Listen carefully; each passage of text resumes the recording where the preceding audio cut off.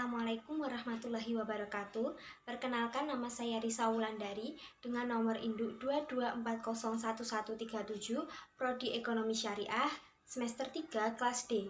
Di sini saya akan menjelaskan materi 1 sampai 6 mata kuliah metodologi studi Islam.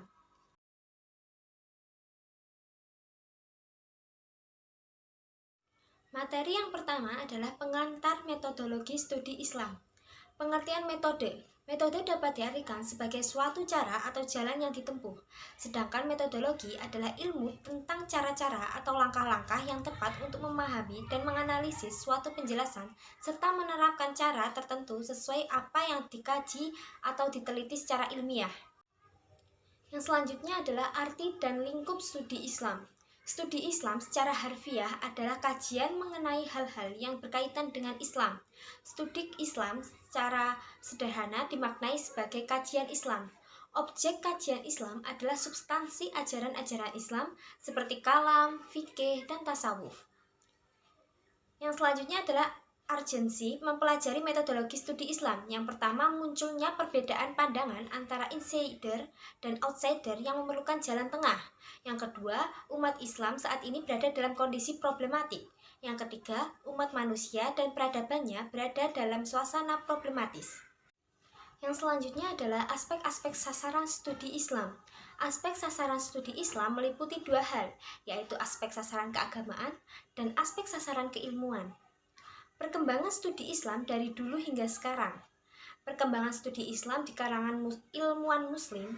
Seluruh perkembangan Islam dirangkum dalam sejarah Islam yang terbagi menjadi 3 periode, yaitu periode klasik pada 650 sampai 1250 Masehi, periode pertengahan pada tahun 1250 sampai 1800 Masehi, dan periode modern pada 1800 hingga sekarang.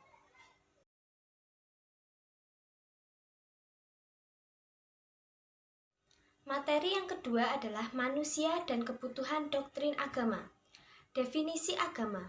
Agama adalah ajaran yang berasal dari Tuhan atau hasil renungan manusia yang terkandung dalam kitab suci yang turun-temurun diwariskan oleh suatu generasi ke generasi dengan tujuan untuk memberi tuntunan dan pedoman hidup bagi manusia agar mencapai kebahagiaan dunia dan akhirat, yang di dalamnya mencakup unsur emosional dan kenyataan bahwa kebahagiaan hidup tersebut bergantung pada adanya hubungan yang baik.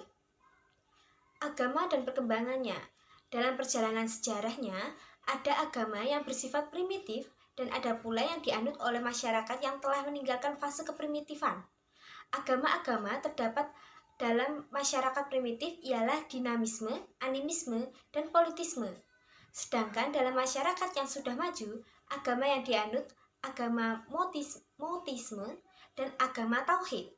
Dalam ajaran monoteisme ialah Tuhan yang satu, Tuhan yang Maha Esa, pencipta alam semesta. Selanjutnya, kebutuhan manusia terhadap agama. Ada 3 faktor yang menyebabkan manusia memerlukan agama, yaitu faktor yang pertama, faktor kondisi manusia, yang kedua, faktor status manusia, yang ketiga, faktor struktur dasar kepribadian. Fungsi agama dalam kehidupan. Fungsi agama dalam kehidupan antara lain, yang pertama, fungsi edukatif, yang kedua, fungsi penyelamatan, yang ketiga, fungsi pengawasan sosial, yang keempat, fungsi memupuk persaudaraan, yang kelima, fungsi transformatif. Rasa ingin tahu manusia. Terkadang, rasa ingin tahu manusia terhadap agama terhalang oleh pemikiran rasionalnya, misal tentang doktrin terhadap Allah. Dari sinilah awal seorang manusia mulai mencari tahu sampai ia menemukan jawaban yang membuat hatinya puas. Rasa ingin tahu yang besar inilah akan membuat seorang manusia mendalami atau mensyukuri agama lebih dalam lagi.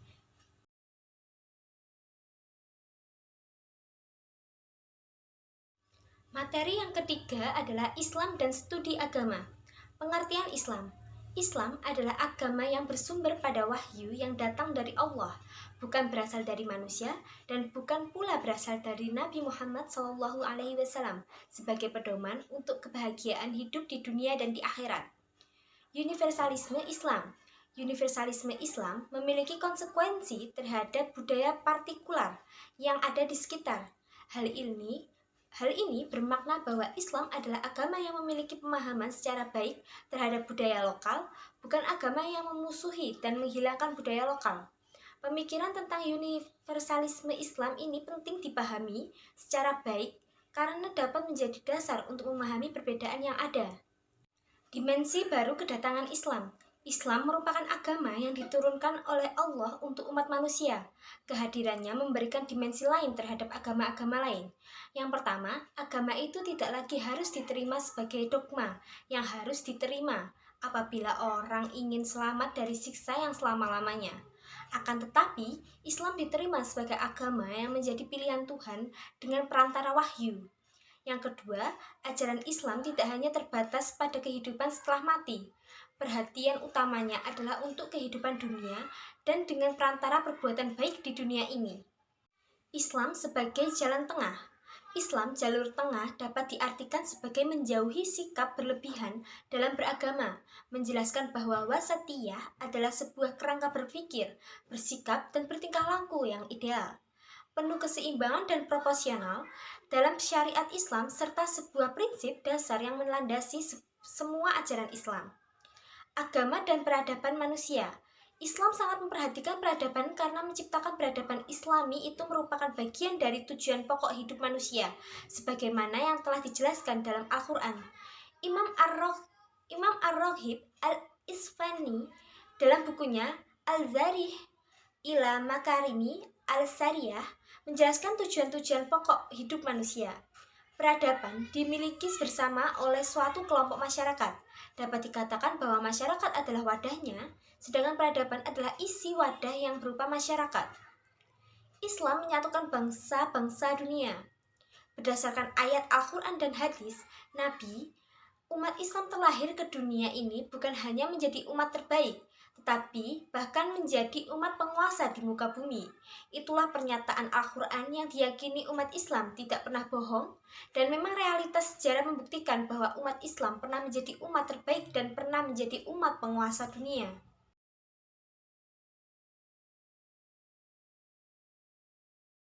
Materi yang keempat adalah model penelitian agama. Pengertian penelitian agama. Penelitian agama adalah pendekatan ilmiah yang diterapkan untuk menyelidiki masalah-masalah agama. Upaya ini dilakukan untuk mendapatkan informasi yang berguna dan dapat dipertanggungjawabkan mengenai berbagai masalah agama dari segi bentuk pelaksanaannya. Agama sebagai doktrin. Dalam konteks doktrin, agama selalu menjadi akidah, yakni sebagai suatu kepercayaan kepada Tuhan, suatu ikatan, kesadaran, dan penyembahan secara spiritual kepadanya. Sebagai suatu akidah, agama memiliki prinsip-prinsip kebenaran yang dituangkan dalam bentuk doktrin. Agama sebagai produk budaya, sebagai bentuk amalan yang bertentangan dengan cara-cara ibadah yang ditetapkan oleh Al-Quran atau hadis disebut bid'ah yang dilarang. Dengan demikian, apa yang selama ini dilakukan oleh masyarakat Jawa, khususnya dalam masalah-masalah ritual seperti itu, jelas tidak sesuai dengan ajaran Islam. Karena itu, hal ini sebenarnya harus diupayakan untuk ditinggalkan atau diluruskan tata caranya, sehingga tidak lagi bertentangan dengan ajaran Islam. Perbedaan penelitian agama dan penelitian keagamaan. Penelitian agama adalah penelitian tentang asal-usul agama dan pemikiran serta pemahaman penganut ajaran agama tersebut terhadap ajaran yang terkandung di dalamnya. Sedangkan penelitian keagamaan adalah penelitian tentang praktik-praktik ajaran agama yang dilakukan oleh manusia secara individual dan kolektif. Teori penelitian agama. Teori yang digunakan dalam penelitian adalah yang pertama teori perubahan sosial, yang kedua teori struktural fungsional, yang ketiga teori antropologis dan sosiologi, keempat teori budaya dan tafsir budaya simbolik, yang kelima teori pertukaran sosialis. Macam-macam model penelitian agama. Yang pertama, model penelitian tafsir. Yang kedua, model penelitian hadis. Yang ketiga, model penelitian filsafat Islam. Yang keempat, model penelitian tasawuf. Yang kelima, model penelitian pemikiran modern. Yang keenam, model penelitian agama Islam fikih. Yang ketujuh, model penelitian agama Islam ilmu kalam. Yang kedelapan, model penelitian agama Islam tekstualitas. Yang kesembilan, model penelitian agama Islam sejarah Islam. Yang ke-10, model penelitian agama Islam pendidikan Islam.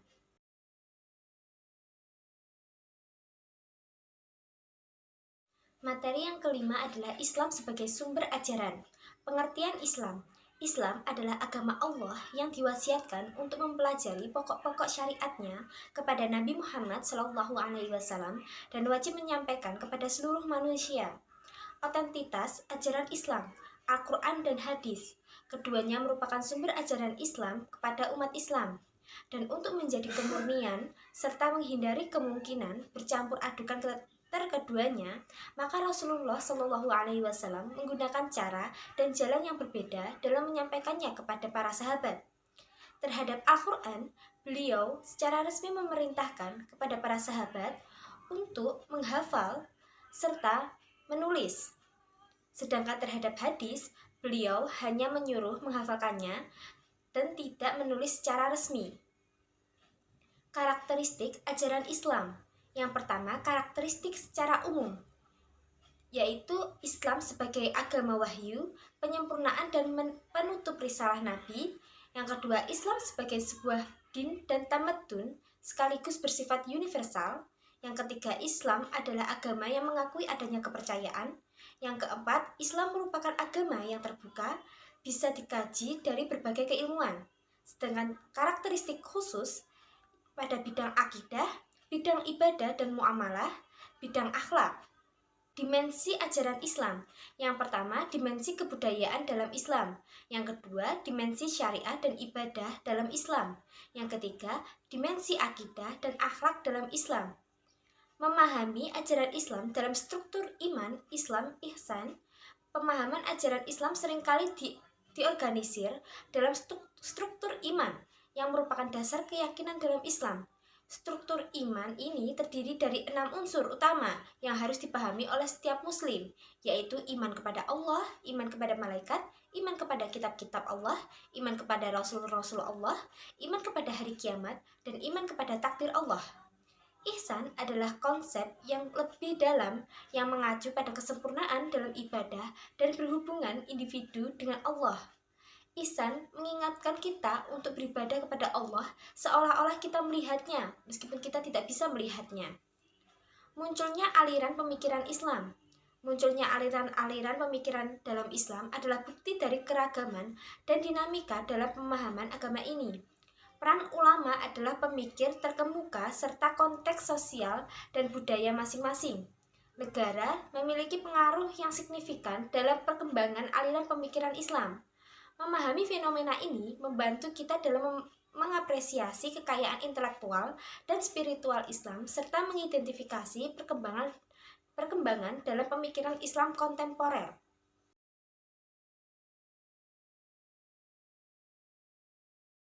Materi yang terakhir adalah sumber dan karakteristik ajaran Islam. Sumber ajaran Islam.